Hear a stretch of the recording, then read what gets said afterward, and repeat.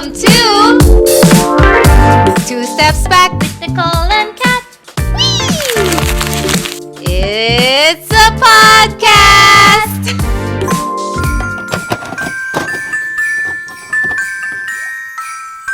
Hello everyone and Merry Christmas to all of you. And happy holidays. Sorry for the eardrums. It's she just has to do it. I did. I had to go there. But welcome to our very special Christmas episode because we know that the holidays could be very, very emotionally tumultuous And tolling for everybody involved. Wow! Well, of course, it's a season of the gatherings, diba, Sissy? From Enjoy. Corporate parties, family gatherings, the family dinners. Yung time na nakita mo nyo ng relatives once in a year, ito na yun. It's time to face reality Of who your family is. That also because sometimes too many to mention. Truly. So we hope that your holiday season is going well. I really love this time of the year. It's very festive. I love Christmas decos and stuff. But as we were saying, it's a time that you all get together. And me and Nicole were thinking, so let's do a Christmas episode. And we've missed you guys. Sorry we've been a little bit MIA. December has been Decembering. Mm-hmm. And of course, we're so busy with my mga events and stuff. And then the dreaded virus went around and I was shut down for a week. But my dogs were very happy because I spent a lot of time with them. But it's been a time to really get together with friends to express how grateful we are for another year together. And then, of course, family naman. It's not really your chosen family. It's usually the family gatherings of seeing people that maybe you grew up with, maybe you don't even know. Baka distant relative pa kayo. Mm-hmm. So we were thinking, let's do an episode of all of the weird, confronting, minsan inappropriate na tanong or statement ng mga iba't ibang relatives sa'yo or sa atin lahat sa mga gatherings. Mm-hmm. Dun, dun, dun! Because kumukunti na ata yung nag-a-attend ng reunion.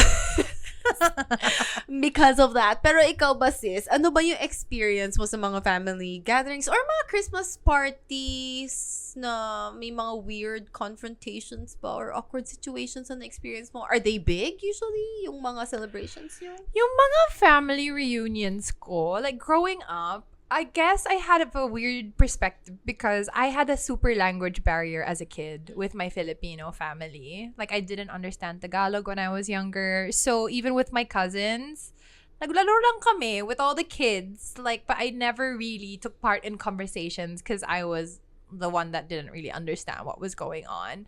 And then in Australia naman when I was growing up, it was just me and my parents. So very small yung Christmas gatherings namin as a family. But when I got older and then I started to be able to speak the language and understand, I think it's more in the context of hearing my friends' stories of the gatherings na medyo na-cringe ako sa mga tanong. But I've also overheard them as well. Not necessarily had them targeted directly to me. There have been a few. But the majority or mostly have been what I've been hearing and observing. And I think there's a lot of our culture that's embedded in these experiences as well. But also, we were having a very interesting conversation where we were trying to understand bakit kaya ang feeling ng ibang family members and people that's the line of questioning to go for. Mm-hmm. Kasi parang, bakit napaka-universal experience niya? Yeah. Diba? Na parang, bakit yun yung go-to question nila? Laging na in-experience ko, and I'm sure you have as well, like one of the first or second questions that come out of people's mouths are a comment on your appearance. So it's like, ay, ang payat mo na. Or nag-gain ka ba? It's either one or the two. It's never like, ay, parang same ka. Yeah. wala bang compliment na, katamtaman ka ngayon, no? Sucks ka ngayon? Di ba pwede ganon? Pansinin nyo naman kung sucks kami. Consistency is the key. Charot. Kaya ka nagpa-bangs this holiday para yung attention na sa bangs mo. Uy, bagay sa'yo yung bangs. Ganon. Or parang bumata ka lalo. Wow! Ay. That's the goal! Yeah, the bars. So ikaw, sis, what did family gatherings look like for you growing up? Or there's something to look forward to? Are they awkward? Mixed bag? Actually, I'm super close with my family. Yung both sides, parang very small lang kami. Pero there were times before, when I was younger, na mag-whole family reunion talaga. And then dun yung tatanungin, like, anong course was sa college, blah, blah, blah. Pero ever since I became a public figure, they knew what I was doing already. I think tatanungin na lang nila sa akin is, anong chismis? Like, totoo ba to? Totoo ba yan? Ganon. Or kumusta trabahong yung taong na to? Mabait ba sila? Or whatever? Oo, yung mga ganong tea, yung mas tinatanong nila sa akin. Pero in terms of like work, hindi na nila tinatanong. Getting married. Kasi especially since my brother just got married recently. Remarried. Kasi civil and guluhin na lang natin para sila yung guluhin ng pamilya ko. Hindi na ako iisipin. He got remarried in Bali. You guys figure it out. Distraction. See that? Pero yeah, lalo na kasi my brother's younger than me. Yes. So the question falls on me next. Na parang, when are you gonna get married? Why are you gonna pay for my wedding? Are you gonna donate a car or like kitchen appliances? Or a bahay. Magkakaambag ba kayo? Malaki ba ang pao na ibibigay niyo sa amin sa wedding to ensure that I get the wedding that I want? So unless you will be involved in my wedding in any financial way, do not Please ask. sit in the corner and face the wall. Face the wall and be quiet. Charot! Bibigyan ka namin ng food. You just eat and eat. No, pero that's nakakainis na question. Pero I understand din where they're coming from. Para siguro wala na rin silang maisip na butas sa life ko. Hindi naman pwedeng perfect tayo masyado, sis, di ba? Parang kailangan may gulo sa buhay natin. Kailangan ba talaga? Ama na, Lord. Ama na. Suko na kami, Lord. Charot. Truly. Jesus, take the wheel. Pero feeling ko yun na lang yun. Yung tinitignan na lang nila kung anong kulang sa'yo. And I think that's why it hurts more. Because for other people, they ask about the course, career, where your life is going, which could be really big questions. Pero siguro it's the easiest thing to ask because it's the most obvious thing also. And if I can just like interject here as well, when we were like conversing, bakit kaya ito ang line of questioning sa mga gatherings na to? We were pinpointing maybe it's because for some of you, because we actually asked on our broadcast channels on Instagram as well, because we didn't want to just reflect Nicole and I's experiences. We also wanted to ask all of you guys, ano ba ang mga awkward moments, awkward questions that were asked to you at these holiday gatherings or family reunions. But maybe it's because throughout the year you don't see these people. Secondly, they could just be kind of awkward conversationalists. Yeah. Which I think on is their quite own. like common The now. Case for most people. Yes. Especially if you're not in the public eye, diba? Parang you don't get to really exercise your social skills. Oh, and maybe when you feel like sobrang kaiba nyo na sa, with your line of work, with your life, baka you don't know where to connect. So it's usually the question like, what do you do? What's your work? Mga like, I feel like that's an easy place for people to go, even though I don't think people necessarily enjoy being asked what do you do? So what's your job? So like, are you gonna have a baby yet? But for like most of you guys that responded to our prompt, like that's really the tone of questions that are fired off at us. So we thought it would be fun to kind of navigate how would we go about answering them, if at all, and just our general commentary on these type of questions. Complete with facial expressions. Yes, and we are going to challenge ourselves a bit more by answering those questions to help you guys out. in the guise of helping you out. Na we're gonna pick kung beauty queen answer bibigay natin or ano ba to? Safe answer, respectful, po. Bait. Oo. Labas ng halo. Yes, Charot. and this one is I'm sure it's savage. Savage. Savage answer. Pero charot-charot lang, guys, ha? Like, let's just take this lightly. Wag niyo po kami i-bash. I know. Or baka ginawa namin ng excuse na si Kat and Nicole kasi told me to respond like that. Ngayon nagalit ng buong family sa akin. Charot. Pero, for fun lang. For funsies for lang. fun lang to, ah. Yes. Yung ano lang to, internal monologue. Ano? Yeah. Yung intrusive thoughts lang. Lizzie inalabas McGuire namin in her dito. voice. Yes. The cartoon animated Lizzie McGuire. Oh my God, the reference. Yes. I know, we're very millennial. Oh. Sorry to the Gen Zs. Okay, look it up, girls. Okay, so anong first entry mo dyan, sis? Okay. Let me scroll. Well, thank you to the 350 of you. Pero yung pinaka-obvious doon for sure is, when are you gonna get married? Kung ikaw Kailan ba ka nasa mag-asawa? situation na yon, anong sasagot mo? In God's perfect time. Alam mo, bunot na ata to. Bunot! Nang monito-monita, charot. Ano? Safe. Okay, safe. Ay, sige na. Okay, I need a safe answer din. Lecture me. Because we both need it. Go! When will I get married? Naman po.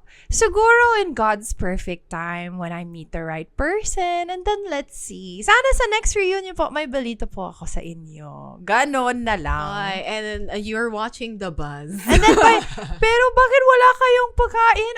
Kunin kita ng food, tita. Sige na nga. Ay, segue. Puro alak po iniinom niyo. Kuhanan kita ng tubig. Para exit frame agad. Yeah, ayun. Tama. Oo. Exit frame. Or, if you wanted to, para to make them back in the hot seat, pwede din magtanong, ano po, may advice po kayo sa mga relation? Kumusta yung marriage niyo? She went the savage route. Or paano kayo na-meet ng asawa niyo? Pakibigyan ng tips. Pen pals. Pero gusto ko yun na parang, yun, anong advice nyo to meet someone? Because I think it's always awkward. Kapag you're in an awkward situation that you're asked a question like that, and then the focus is on you. Mm-mm. And then, syempre, if you're single, or if you're in a situationship, or you just don't feel comfortable with saying to this person or relative, like what your status is, or you don't really want to talk about it, it's nice to then find a topic that is related and then bring it back to them. Para yung focus. Yes. Oo. Skill yun. Yeah. It makes you a great conversationalist. And people love talking about themselves. Exactly. So, it's not, be humble, guys. It's not, necessarily, alam kong, bakit mo mag-a-ask ng advice from that person, parang di naman okay buhay niya. Huwag niyo isipin yun. Lunukin yung pride niyo. Yes. And deflection tactic to. Para mapaisip din sila sa life nila. Pero who knows, malay mo by sitting down with that not so close relative of yours, kaya hindi ka comfortable to share, at malay mo may matutunan ka pa from them na you don't get to ask them. Kasi I think it's also more of, not necessarily the question din naman, but the intention or of the why bit they of connection ask. with Oo. them. Parang yung offense is yung intention na, parang feeling ko kasi minsan, yung naghahanap lang sila na imperfection sa life mo, or to point it out lang. Na may kulang or what. Or to feel better about themselves, or maybe sometimes yung hindi lang talaga nila alam kung ano tatanungin nila sa'yo. Yeah. To walang Feel dead the air. silence. So parang, Ikaw, sis. ay, bubunot ako.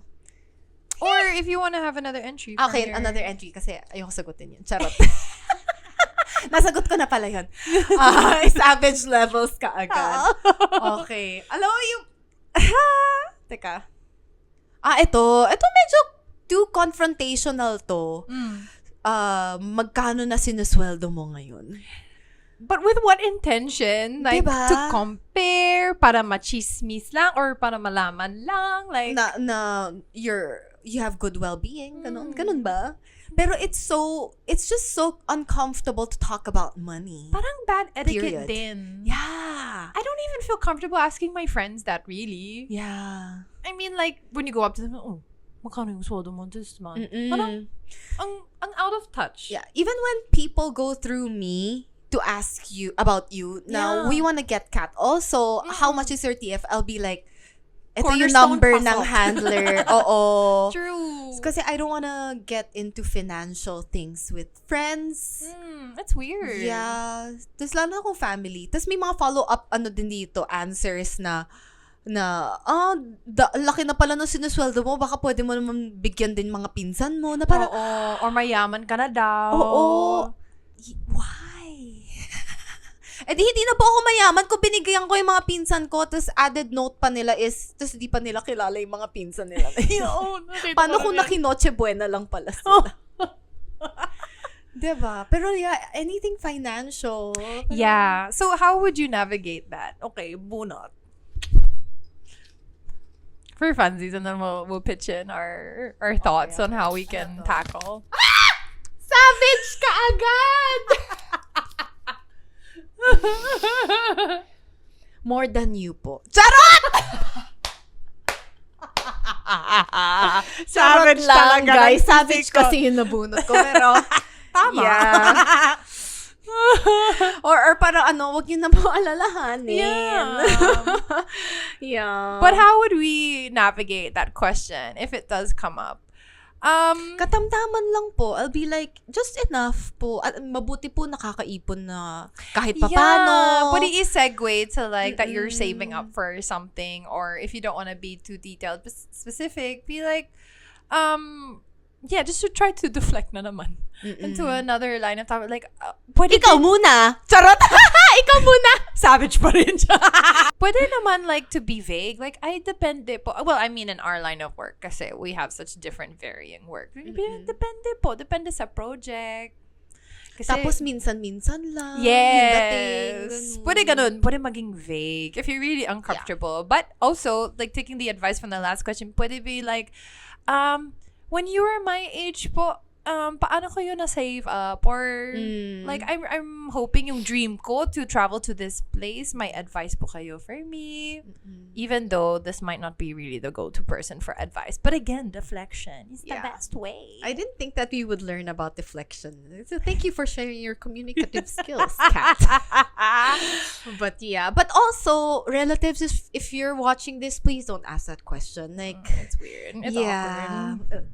Anything money is Awkward. And also, wag na natin i-guilt trip ng family members to give gifts this holiday season. Like, if they want to give a gift, they'll give a gift. Wag naman yung side comments like, ay, pamasko po. Mayaman ka na daw eh. Paano ko yayaman kung humihingi kayo? Diba?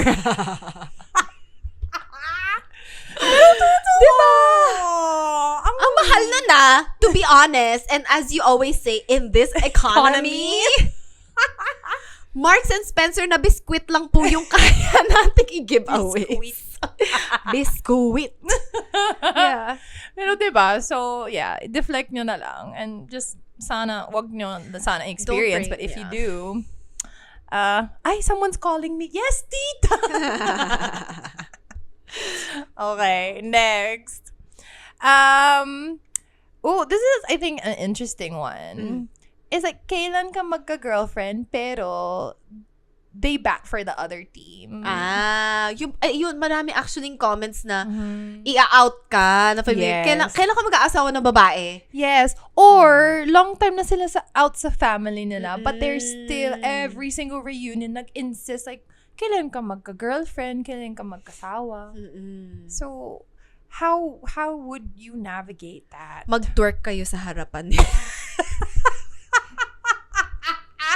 Pili ko ako na lang Hindi pa mag-gets! Ang hirap na navigate yun, though. Yeah. Kasi it's so inappropriate. And it's so pointless. Like, why? Are you trying to convert them on the spot? Like, you know what I mean? And it's not gonna change them. Exactly. It's almost as if there's my hiya factor, especially if it's done in front of... Pinapahiya mo lang sila. Yeah, exactly. Which makes me sad. Especially kung it's knowledge na to the family that they're already out. Yeah. Or yung kahit nga hindi na pag-uusapan, pero ramdam mo naman, kasi not everyone comes out or needs to come out if you don't feel like coming out. True. That has to be just yours. Your choice and your timing. But yeah, it's unfortunate to see that so many of you guys have said that you've experienced that. So I'm so sorry. I can only imagine how uncomfortable that is. So how would we go about navigating it? Feeling ko iwasan lang talaga yung topic na yan. Yun nga pero ang hirap maging safe yan eh. Yeah. Unless you want humor lang. Yeah, humor, deflection ng humor. Or pwede ibang topic na naman po kaysa sa love life ko, and then tawa lang. Or if you want to, you can really like restate if you're comfortable, like I'm, not interested in having a girlfriend because I'm, I like the other sex, or like that's just not me. Or nauumay po ako. Nakakaumay po. No, pero like, I think if you feel like you need to do it, set the boundaries. Yeah. Pero we also understand like some family members just don't care about boundaries. Yun na nga. So we feel for you. Yeah, we really feel. And just deflect and sana exit conversation na lang kayo. Oo. Siguro malaglag na lang yung plato muna. Ay! Oops! Yeah. Pero, yeah, I also wonder what the parents will feel, diba? Kasi parang medyo collective. If it's public like that, na i-call out ka pa, diba? Na, so unnecessary. It's so mean. Like, what? Yun, actually, mas nakakainis yun eh. Yung wala kang marerespond talaga. Yeah. Na walang tama or mali na response. Exactly. Kahit na anong gawin mo, trap siya. Exactly. Ito yung medyo... magbati na kayo ng papa mo. I cut him off because of decades-long na neglect and deception. So, why? So it's like the family like saying like, oh, build bridges uli kayo. Oo. But maybe they don't even know. Yeah. Or even if they do, kasi I've experienced na there's a sentiment around holiday time where it's like, forgive and forget. Yeah. Parang this is the best time to erase. Yes, let's move on. I'm not Jesus to cleanse the sins of other people. Char. Savage lang. Safe na. Sorry, I'm not Jesus. I can't forgive all sins. Charot. Pero like... Yeah. Again, it's about your personal boundaries. I mean, I guess the sentiment of family wanting to like reunite is nice, but depending on your situation as well, I guess it's up to you how you want to navigate that. Like how open you want to be to that type of topic. If it's something that you just lost touch with a relative and you haven't been able to catch up, or sobrang busy kayong pareho, and then nag drift away lang kayo. Gets ko naman, like it's a nice sentiment, like mag-reconnect na kayo. But if it's like something that has a lot of trauma, a lot of hurt, a lot of pain, then have your boundary. Like you can express that or choose not to that relative who brings it up. Like, actually, no. Baka hindi nyo alam, like, lahat ng nangyari, but I'm just not comfortable at this point in time. But, hope they're well. Ganun na lang, sana. And then, next topic agad. Yeah. Pero kasi in those moments, nangyari na rin kasi sa akin yun before eh. Yung parang, masastun ka na lang talaga. Yeah, like frozen ka. Kasi parang ang dami mong emotions gustong ilabas. Na parang ang sakit kasi na ako lang nagki-carry nitong burden. Tapos you feel like you can fault say so much about it. And na-fault mo pa nga na ikaw pa yung unforgiving. Yeah, you're not being the bigger person. Ganon.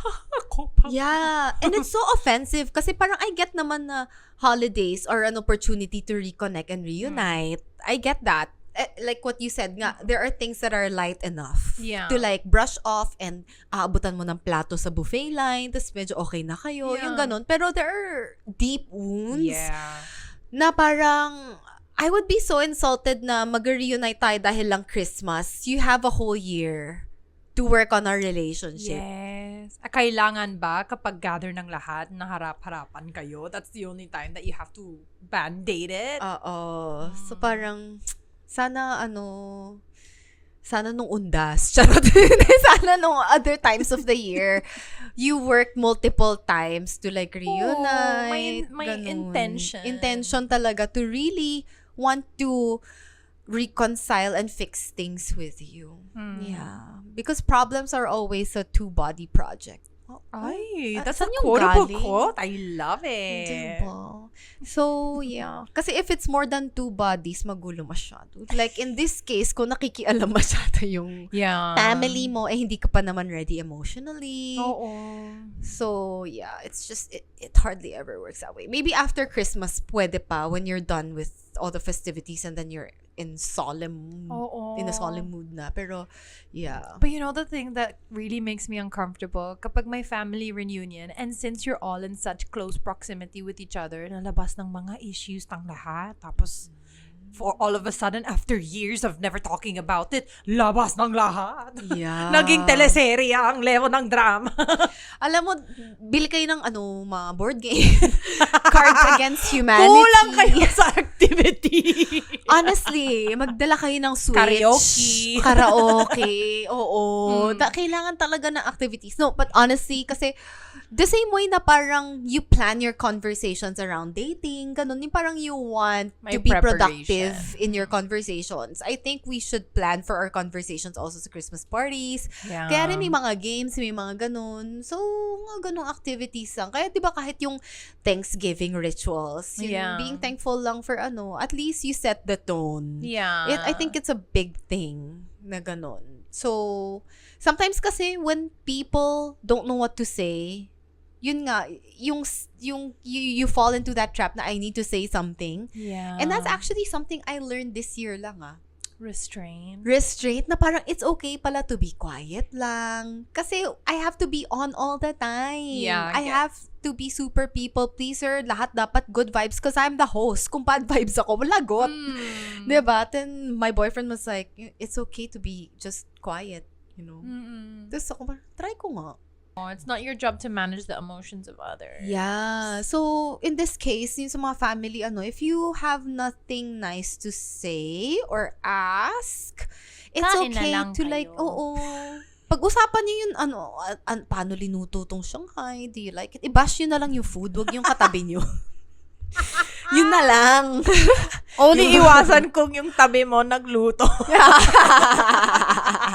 Or yung kung potluck, yung siya yung nagdala. Exactly. Diyos ko, pagka potluck, pressure ako kainin lahat. Kasi parang baka ma-offend yung mga nagdala tapos di ko kinain. Talaga? Sana mas busy sa family gathering no na hindi napansin sino nag-eat what. Diba? Yeah. Oo. I mean, we try our best in these family gatherings talaga. Okay. A few of you mentioned yung comparing between siblings, pinsans, and other family members, especially in terms of work, career, degree, and love life. Oh, yung lalo na yung lines na gano'n, yung buti pa si ganyan. Actually, may entry dito as far as your neighbor. Buti pa yung kapitbahay natin. Kino-compare ka sa neighbor. Uy, pero may nangyari sa akin yan dati. Oh, no. Yung lola ko. Oh. Yeah. No, lolas. I love them, but the filter's not filtering. Oo. Parang kasi my lola's very fixated sa beauty standards. Tapos for her, yung beauty talaga is dikit yung legs. Yung walang thigh gap. You dikit all the way. Okay. So, growing up, akala ko ganun nga maganda. Tapos, I scorned na parang may thigh gap ako. Tapos, biglang naging in yung thigh gap. Tapos ako, flexible talaga ang world. Anyway, so yung kapitbahay ko, sobrang dikit daw kasi yung legs niya. Tintin pangalan niya. Si Tintin, ang ganda, sobra ng legs kasi sobrang dikit, ganito, ganyan. Frustration din yun na lola ko kasi, siya, bow-legged. So, parang na-hurt ako sobra noon na parang na-insecure din ako. Wala na as a kid, di ba? Na parang na-realize mo na something not important pero it makes you ugly. Yeah. Na hindi mo naisip pero you it was never planted in on you. It, but then because of that planted so yung ganong feeling na nako-compare ka sa neighbor, I get you guys. Cousins. Pero I've never heard that beauty standard before. Thank God. But yeah, I like my thigh gap. Only thing I don't like about my thigh gap, kung nakaupo ko to si cellphone, nahulog yung cellphone. Other than that, I'm okay. Naweirdahan ako sa part na imagine people are just looking at between your legs. Yeah. As a woman, what the hell? Just go. I'm offended. The mic is offended too. It wants to leave. Charot. Ako na-experience nung bata ko. And then, like, for example, there was a family friend. We weren't even related. Pero we both played the violin. For those of you who don't know, I picked up the violin for a year and a half when I was younger. And then they'd get us to both play and then compare us both. Ay, wow, may showdown kayo nun. Yun na nga. Tapos parang ayaw mo. But then, yung Filipino mom was like, sige, sige na. Do it na. Yung napapressure ka talaga. Nag-guilt trip. Sorry, love you, mom. I know you're not like that anymore. But na-experience ko lang. Tapos the other Asian mom is moms. like that too. Oh. Tapos feeling na parang, kung mag-ano ka, magagalit yung nanay mo sa'yo. So, wala kang people pleaser, only child. Sige Oo na nga. The small violin.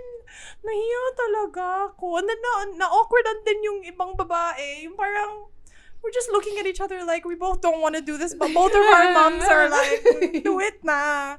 Yung ganon, or yung parang, yung comparing, ay, si Catriona, very good yung grades niya sa school. As in, biglang entry ng topic sa usapan. Out of nowhere. Like, Ang walang sarap ng connect. lumpiang to, no? Yung grades ni Catriona, ang ganda. It's like, okay, thank you. Yeah. Pero ganon, may ganon factor. So how would you navigate that? Okay, scenario, if you're the one being compared. Puta ko sa CRE ako. I'm pretty sure that happened at some point already. Like, I couldn't breathe. And I'm like, It's so awkward. Sobra. Tapos parang usually it's the time then for them to sermon you. Oo. Or like You're ko not gets doing yung sports intention. enough. Mga ganun. Kaya, actually, yeah, yung mga little cousins ko ngayon, sila yung target ngayon. Na parang, you're not you're not lifing enough. Like, you're doing school too much. Alar. Kailangan ma-expose ka sa ganito, sa ganyan. And I'm like, In this economy. chill lang kayo. Pwede. Ako na, as the eldest cousin, ako na nag-step in na pabayaan nyo na.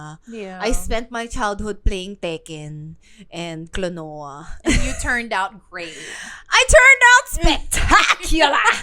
Joke lang. Pero like, alam mo yun, I spent so much time doing useless things when I was a kid. And then, yung mga hobbies na gusto ko lang talagang gawin, I still studied a lot. Pero like, you can't dictate naman so much. Lalo hindi naman ikaw yung parent. Paano kung yung parent hindi rin naman ganun yung lifestyle? Paano mo makokontrol? Or walang So, parang, resources. let them be. Pero kasi, ang na-experience ko rin, usually it's the parent comparing their child to someone else. Yun ang na-observe ko lang. And it's like, gets ko naman what it means to be a proud parent. Yeah. But to the point of being proud at the expense of putting another down. Yeah. And children. And children who would rather just be let outside to play tag. Yeah.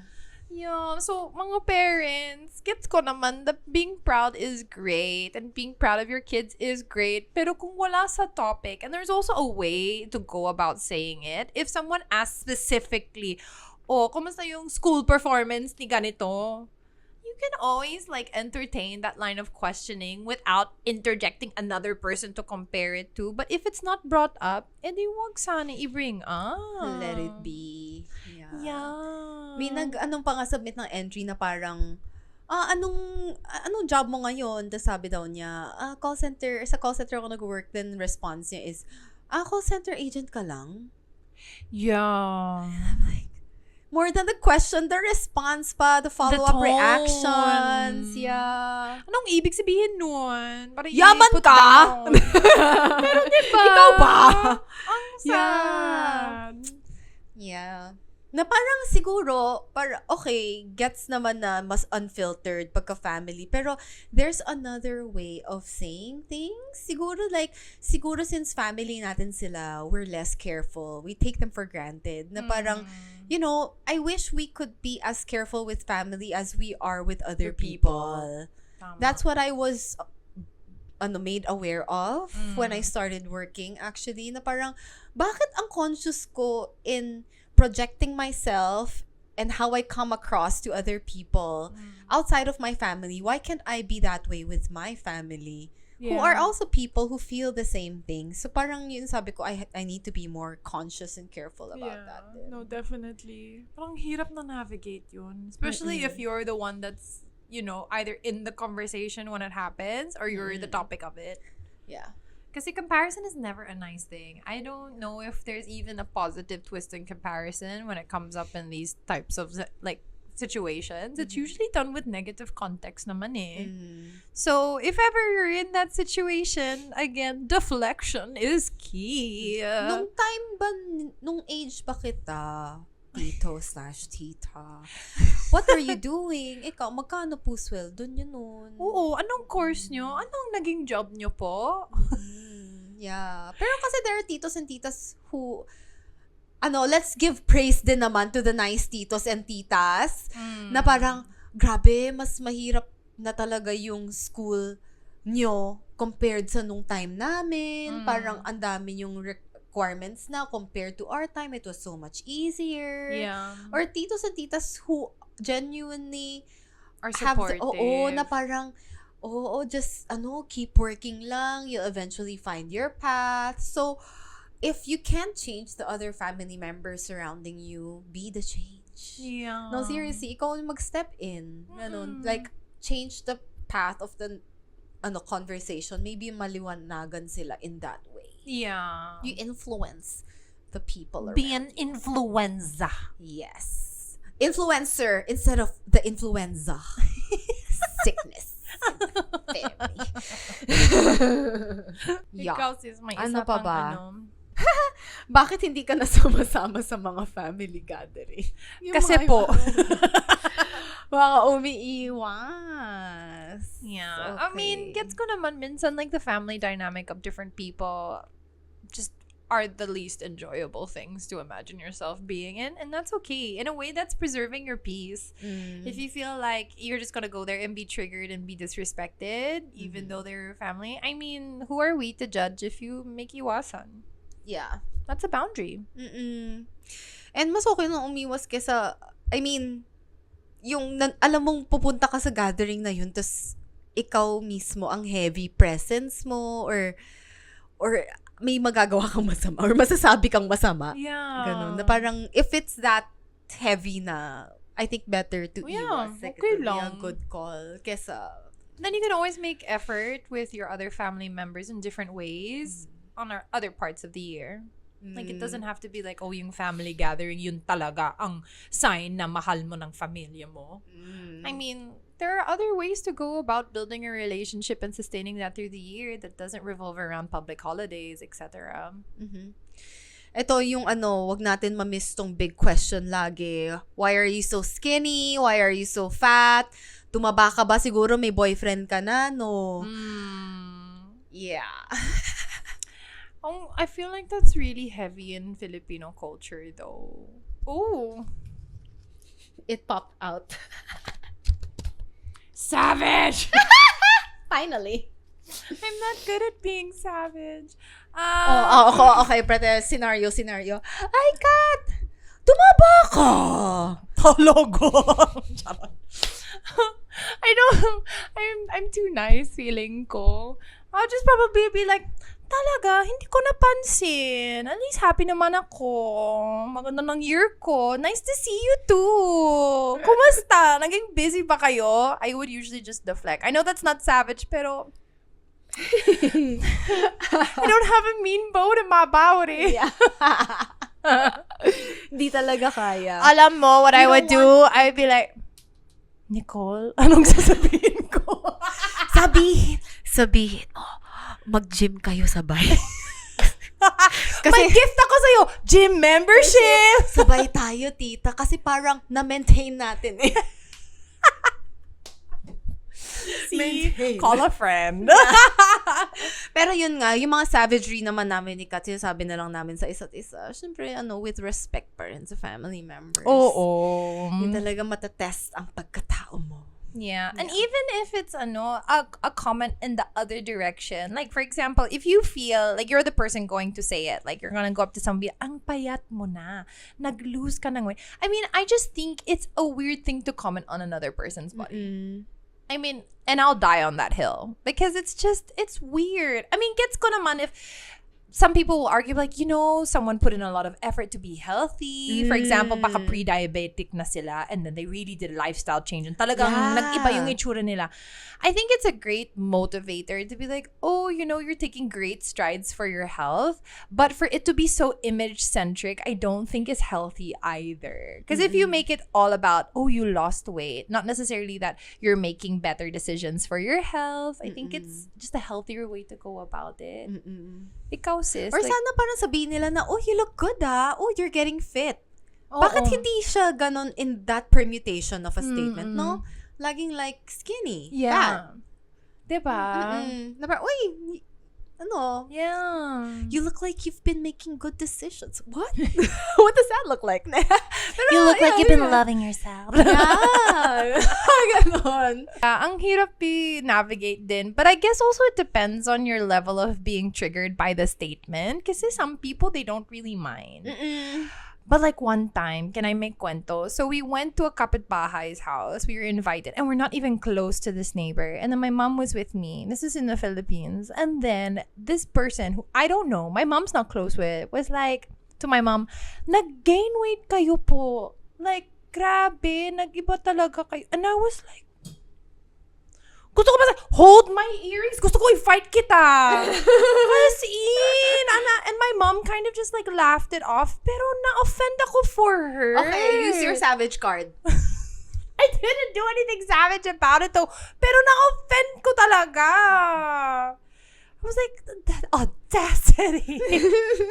As in. I was like, in what world is this appropriate to exit your mouth? Tapos talagang hyperbolic pa, no? Na para, lumaki ka talaga! Nag-iba talaga! I was like, grabe. Gusto ko i-fight.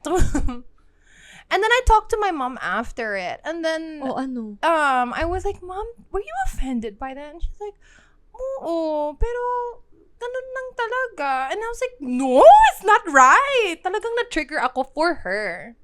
But I don't know if I were to go back to that moment, like what I would say. Because ikaw hindi ka gumanda. Charot. Confrontational. I love it.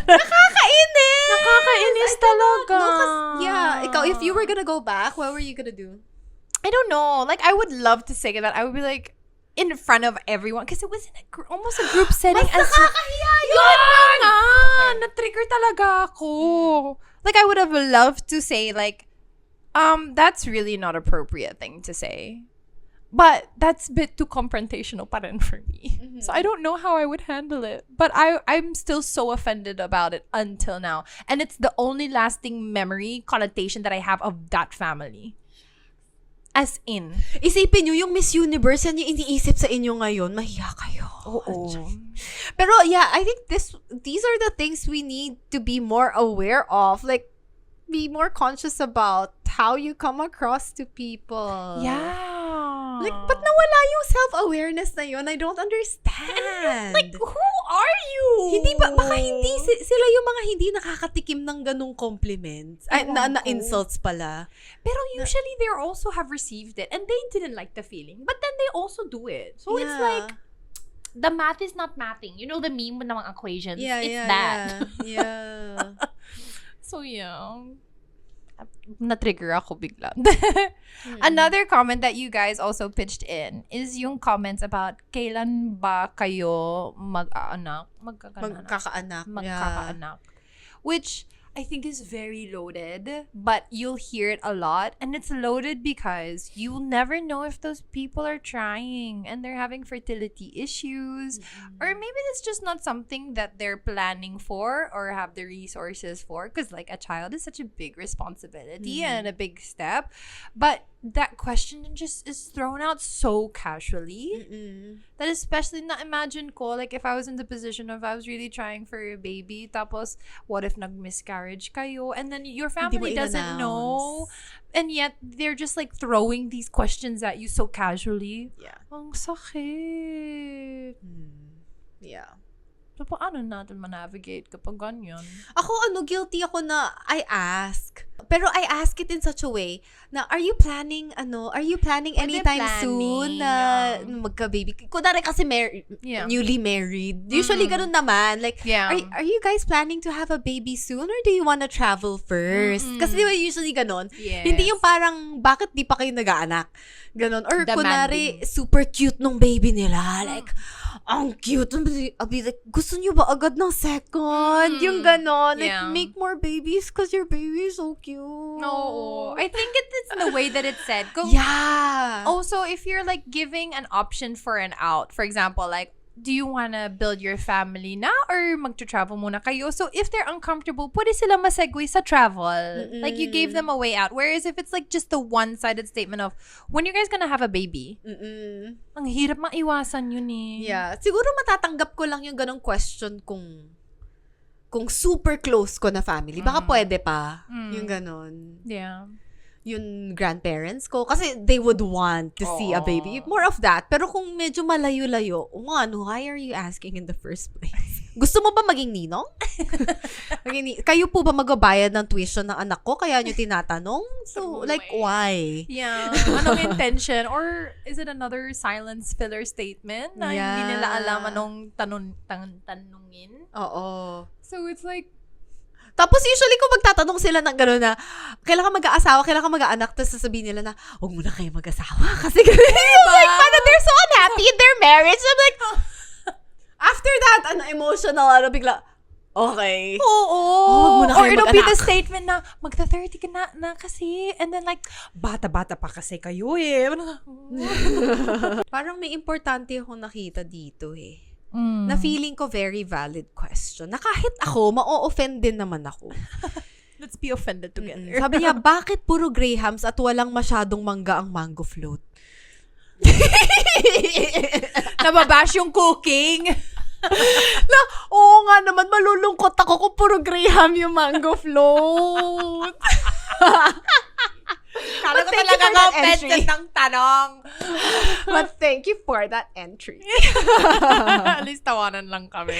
Yeah. Pero yeah, I guess that's a taste of yung mga upcoming na magiging questions. I think the most important lesson we picked up here from Queen Cat is the deflection talaga. Make them talk about themselves. Maybe let's help them out na rin. Maybe, hindi sila good navigators. Wala silang good comm skills. They don't really get to talk to a lot of people so much. Hindi sila ma-event sa workplace nila, diba? Yeah. So, yun na lang.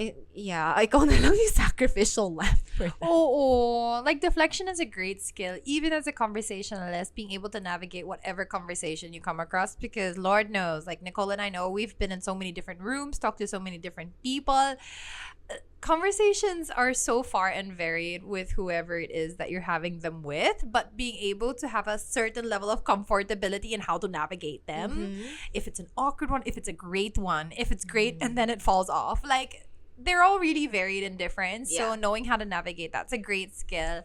Also, having good boundaries around these kind of gatherings, if you really know what your boundary is, because I think that's when it becomes so uncomfortable na dahil ayaw mo maging confrontational na tao, which I can really relate to, or may pagka people pleasing ka, that you put yourself in uncomfortable positions because you're trying to manage the emotions of everyone else. Ang hirap din yun. Yeah.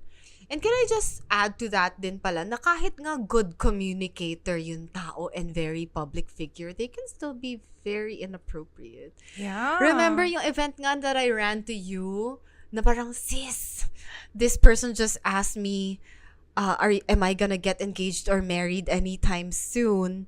And then, I was like, oh, not anytime soon, maybe in a few years pa. And then, the person nag-reaction na parang, oh, that's too bad. I feel bad for you. Na parang, I wanna fight somebody. I wanted to fight her. Yes. Kasi girl, marriage is not everything. I mean, I would love to be married, but like, it's not everything na parang you have to feel bad na she pities me, ganon. Na parang, hindi pa naman masyadong gwapo yung husband mo. So, savage! Pero like, okay, guys, pagbigyan nyo na ako kasi parang nainis din talaga ako. Yung reaction na, na parang, na pinoproject sa'yo. Yung na parang, pagka-negative. too bad. Or, so inis talaga. Tapos parang hindi ko alam yung, sinabi ko, no, don't feel bad for me. Yeah. Gumanon ako na, pero, like, girl, I got so much going on in my life na parang I cannot sulk and feel bad about myself na, I'm not gonna get married yet. Yeah, it's not the measure of your worth as a woman or a person. Pero minsan those statements, the way that they're said, really like diminish you to that. And it's like, uminit ulit yung leeg ko, sis. Naalala ko. It's all coming back. Kasi imagine, event na to na parang I know. people who are so exposed to other people already. So if you're hyper-focused na parang, it's a family mo, sa family gatherings, you get that. Even in the real world or like in a world where people are expected to be good conversationalists, like, and they're still so far removed from reality. I na get parang, that. I hate people feeling like I'm so tragic. Yeah. Lalo na syempre tinik yun right now. I mean, di ba? So parang, kainis. Nainis din ako nung nagkwento ka sa akin. Like, i-fight ko siya. So our families and our family dynamics look as unique as all of us. And I know that we're bouncing off of each other, me and Nicole, on our experiences and observations, maybe with our friends, etc. But we also understand that your experiences are super varied and might look completely different. But we would also love to hear from you guys. Like, is this a time of the year that you look forward to? Is it something you've experienced like baka before medyo na-awkwardan kayo sa mga reunion or medyo na-uncomfortable, but then you were able to get to a place na you found enjoyment in it? How did you do it? Baka pwede i-share ng mga wisdom nyo sa comment section. I would be really interested to hear about that. But the thing is, I think it's just a way to navigate being in the dynamic of a family, because if anyone can trigger you, it's your family. that will be on a shirt. But it's true. Like, family can really trigger you because the dynamic that you usually observe in a family are people with issues that don't know how to talk about them with each other. That's true. Yeah. So the forced proximity usually is like, It's intense. Oh, especially being Filipino, yung pagka-passive-aggressive. Ay, just colored. Oh. Pero, okay. Just to, for argument's sake, siguro, sometimes, I see it as a way na rin na parang your family would be the ones to disturb you out of your comfort zone. Yeah, that's true. So, if you feel like, there's no way around it. You will really feel bad about things that will be pointed out na pagkukulang mo or feeling nila maling decisions or choices na ginagawa mo. And it's good to be in an uncomfortable spot kasi napapaisip ka rin on your situation. And there are a few times na I hated it so much. I really do. I hate feeling a certain way. But at the same time, nare-reconsider ko rin yung choices ko. Syempre, hindi naman ideal parati na parang they could say it in a better way. Pero sometimes maybe part of Christmas is also getting a wake-up call before the new year begins. Pwede din. Oo. Yun na lang iniisip ko rin minsan. Kasi, di ba, parang these situations, some or most of the time, there's no way out of it. We can try to go our way around it, but you're still violently exposed to these questions. Yeah, it's such an act of violence, honestly. Not really for me. Warfare. Yeah. Di ba? Kasi parang kahit na mag-plan ka ahead na mentally na, okay, ready na ako, ito yung mga tatanungin sa akin, you can't help but minsan mag-sink talaga yung heart mo. I think we touched on another episode, sis, no? Parang, like, the things that trigger us are usually indicators of things that we're, affected by or that are trigger points for us. And usually that warrants a good level of introspection to ask, like, why does this trigger me? Yeah. for example, kung na-trigger ako sa, oh, you gained weight comment, it's usually because I have some underlying insecurity sa body ko or yung itsura ko. Whereas if you are at a place that you feel like really secure in, for example, on this topic, like in the way that your body looks or how you feel in your body, then a comment like that might not be as triggering. Yeah. So it's a nice like little like indicator, like, oh, I should look into and understand myself. Like, why am I triggered by this? And how can I maybe like build up on that in myself? Not to say that you tolerate whatever is thrown at you and that you should tolerate it, but just try to understand the essence of what Nicole and I are saying. Like it could be just a nice reminder to you of something that maybe you can improve on or just think about even, and then let it go. Like it really is up to you. Can I just kwento in the recent months my family has been doing the when are you getting married pressure. Why aren't you married yet? Marriage could be such a simple thing. Just do it and then that's it. Tapos, nag-breakdown na ako eventually a few times. So talagang yung galit ko nalabas ko sa kanila, yung iyak ko, na at least that conflict gave me the space to retaliate. Na talaga gusto nyo pag-usapan, tara pag-usapan natin. Yeah. Kasi parang ang awkward din if I'm gonna just open it up out of nowhere. Yeah, that's true. Oo, so nagamit ko siya na ito yung pinagdadaanan ko, you're making me feel this way. Ito na nga yung fears ko, na-amplify nyo pa. Parang Yung they can ganon, understand you where better. I'm coming from. Oo. Tapos, parang siguro, that'll work if you're close with your family members. Like my case. Yeah. Ito yung nuclear family ko na nag-pressure sa akin. Pero, medyo useless kasi kung yung distant relatives tapos yung inappropriate questions. So, the frustration in that is insane. Kasi parang why would I make that effort also? Yeah. Diba? Pero, in terms of if you're like me and you're gonna anticipate those questions also, it could be a chance also for you to open up. Kung mag-breakdown ka na. Tapos napansin ko, mas naging careful naman sila sa akin eventually, and they saw how I felt bad with their questionings and yung mga sinasabi nila na they became, parang kung nag-retaliate ako, they understand. Mas naging mindful na sila going forward. A bit mindful, yes, pero they can't help it. That's family. They can't help it. Yeah. Pero they don't hold it against me if I'm mad. Right. Kasi alam na, like, nasabi ko kung bakit Hindi yung parang, I'm just mad. Or nag-react lang siya. Oo. Yeah, so they understand saan yung source ng Oo. hugot. And they understand din that they just can't help it. So, I'm just responding. I can't help but respond either. So, yun. It could also be an opportunity. Pero yun nga, worth it kasi yung relationship na yun i-fix or i-save or to become vulnerable. Pero kung like titos and titas, know your place. Charot! You see once a year, wag na lang. Magets nyo sana yung proximity. Ma-consider nyo sana. True. Kasi kung maback to you namin at yung intrusive thoughts namin ang mamayagpag, lagot na lang po talaga. Kasi magsisimba na lang po kami sa Sunday to ask for forgiveness of our sins.